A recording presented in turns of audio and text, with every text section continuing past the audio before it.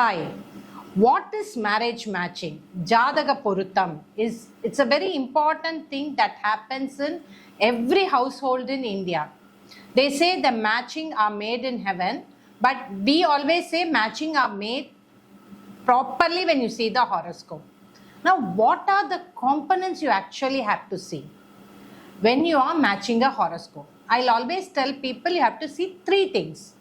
What are those important three things you need to really check? First is, when the boy and the girl horoscope comes, you have to just check the individual horoscope. Before matching, take the girl's horoscope, take the boy's horoscope. Now you have to check how is the marriage in the horoscope, the marriage lord. Now generally what we do is we take the marriage lord from all the planets. Now this will tell you the individual strength of the horoscope for a person. Be it a girl or the boy, how will be the marriage for this person. Now you have to do it for the girl and the boy, both the seventh lord, which is the marriage lord. And this will be an important criteria to know whether the marriage will survive or not. Because if the seventh lord, if the marriage lord is very weak from both the boy and the girl, then it will be very difficult for the marriage to survive. Now this is the first component which many astrologers don't do it. Why we are doing the planetary, from all planets we are checking the seventh lord, is because whenever there is a dasa bhukti change, the marriage lord changes and the impact also changes. Now after seeing this, you will come to know whether you can match or not. In most of the cases, I will just take the horoscope, I'll see the seventh lord. If it is the girl's side for connecting with me, I'll check the boy's horoscope. Seventh lord, if it is good, then I will go into matching. If the seventh lord is very weak, I just push it aside. This is the first step. Everyone should do it. If suppose you're going to take it to an astrologer, tell the astrologer to check if the seventh lord, the marriage lord, is weak or strong. Now after this, move on to the real matching. Now the real matching, why we do it is the compatibility factor. Now how will be the mind compatibility? How will be the speaking compatibility? How will be their yoni purutta? How will be their yoni compatibility? How will be their married life? How will be their attraction after marriage? All this will be seen through the marriage matching. That we see it as a purutta. We match both the horoscopes and we tell them how is it. We give a point section out of 10, how is the marriage puruttam? We check on that. One important thing in this is the Raju Puruttam. Now many people want to know whether you have to check the Raju or not check the Raju. If the first step what I told you is very weak, and if the marriage matching is also very weak, which is below 40%, then we just say the matching is not there. Even if the Raju Puruttam is there, Mahendra Puruttam is there, Yoni Puruttam is there, Rashi Puruttam is there, the first step and the second step is not there, then we never match the horoscope. Why is that so? Please understand, in this world, in particular nakshatra, so many people are born. In that case, you cannot match a horoscope based on the nakshatra and the nakshatra lord, or the Rashi or the Rashi Adhipati. You have to check the individual horoscope. What if the nakshatra is very strong and the Rashi Adhipati is very strong, but the horoscope has certain combinations which will not leave you for a conducive married life? Then there's no point in matching the horoscope. Now the first level part is over. The second matching is over. Next we go into the conception part.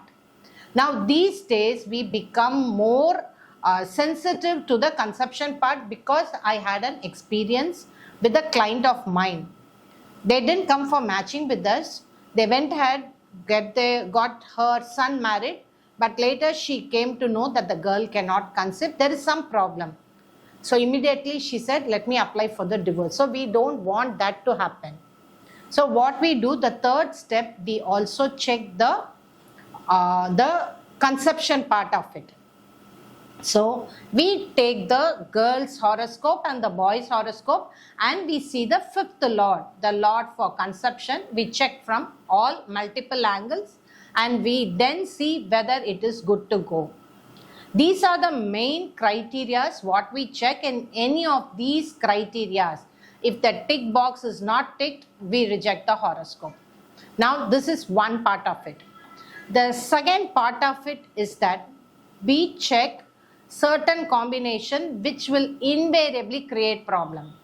That is Venus-Mars. When there is Venus-Mars together, invariably the married life will be very, very difficult. When there is Rahu-Venus, Ketu-Venus, Rahu-Mars, Ketu-Mars. Now all these 5 combinations can invariably create lot of problems in the married life. The stability will not be there and also the marriage can end in divorce. So as we are checking the first 3 parameters, 4th parameters is the combination of the planets. And if the combination of the planets are not good, it's very bad. Like Venus, Mars is there, I'll simply say no, the marriage, I will not check the matching itself. So these are, now the 4th parameters are over. Now from which are the charts you have to check the marriage matching? One is the birth chart, which is the Rashi chart or the Bhava chart. The other two charts which you have to use is the Saptamsa chart and the Navamsa chart. Navamsa chart will clearly tell you the state of the marriage, how they will live. I had a very wonderful experience, or I should say I was shocked. A person came to me, she got her son married, and in the Bhava chart, nothing was there. 7th Lord is very strong and it is in a very powerful position. Okay, but that lady said the boy is having a horrible married life. Now he was working in USA after marriage. He had to come back to India, no job, career dip, and the girl was torturing and they were suspecting that the girl was having some mental issue. One child has already come. It was total, utter chaos. That man couldn't send her back or neither could live very peacefully. Then I checked the Navamsa chart. The Navamsa chart showed all the affliction. Another client of mine, Ketu Venus, they have got married, yet both of them are in different places. Nobody knows why. No problems, absolutely no problem. That man is a fabulous man. The girl says, I want to live. But the girl's father doesn't want to send the girl back to her husband. That's because of Ketu Venus. So I check the Navamsa chart. If the Navamsa chart is afflicted also, the marriage will go for a toss.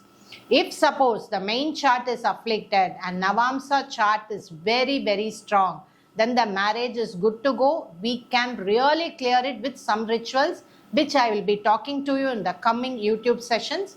There you will clearly understand, because all this is possible in an arranged marriage.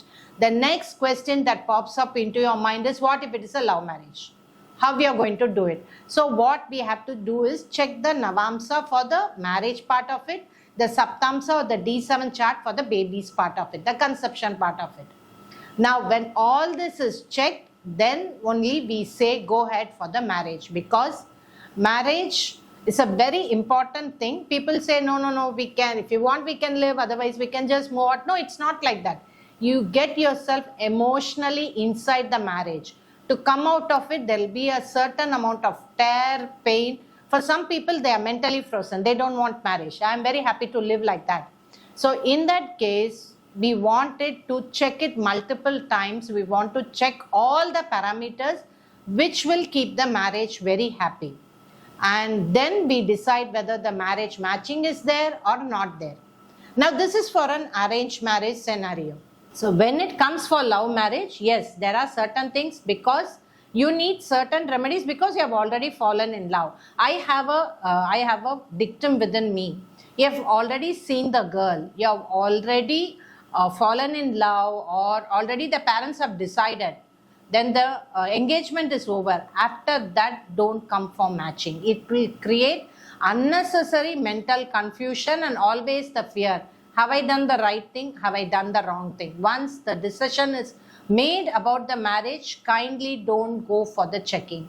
This I have seen many families do this.